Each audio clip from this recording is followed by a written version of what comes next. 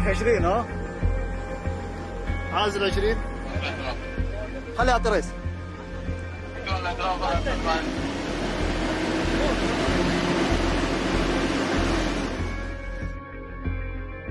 متواجدين حاليا هنا في منطقة الوسيل للوقوف على الالتزام بقواعد السلامة المرورية للمركبات، خاصة فيما يتعلق بالضجيج الذي يصدر من صوت المحرك وعند بعض المركبات، وهذا مما يسبب الإزعاج للآخرين وربكة لمرتادين الطريق.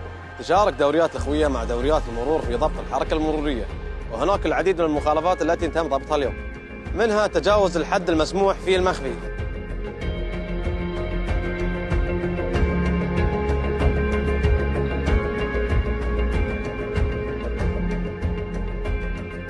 فيما يتعلق بالمخالفات وخصوص التركيب المخفي، أود التوضيح أن المخفي الشفاف 00 يقوم بنفس أداء المخفي المظلل وله نفس الفاعلية، وهذا مثبت في الدراسات العلمية، إلا أن المخفي المظلل يعيق الرؤية للسائقين ويشكل خطورة على مستخدمين الطريق، ونحن متفهمين حرارة الجو وشدة الشمس، ولكن هذا في مصلحة الجميع، ونتمنى السلامة إن شاء الله لكل مستخدمين الطريق.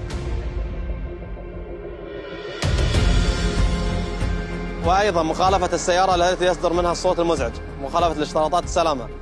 هذه السيارات تسبب في تلوث سمعي للآخرين وللمنازل التي تمر بقربها. لو تخيلنا أن مجموعة من السيارات تصدر منها أصوات مزعجة، نتساءل ماذا سوف يكون تأثيرها على الطريق ومرتادينه، علما بأن ما ذكرنا سابقا تعد مخالفة مرورية، ونحرص دائما بالالتزام بقواعد السلامة المرورية، وهذا لسلامتكم وسلامة الآخرين. وفي حال المخالفة تقوم الإدارة العامة للمرور في ضبط المخالفين وتطبيق المخالفة عليه. ونتمنى من العموم السائقين الالتزام بقواعد وأنظمة المرور، والله يحفظكم.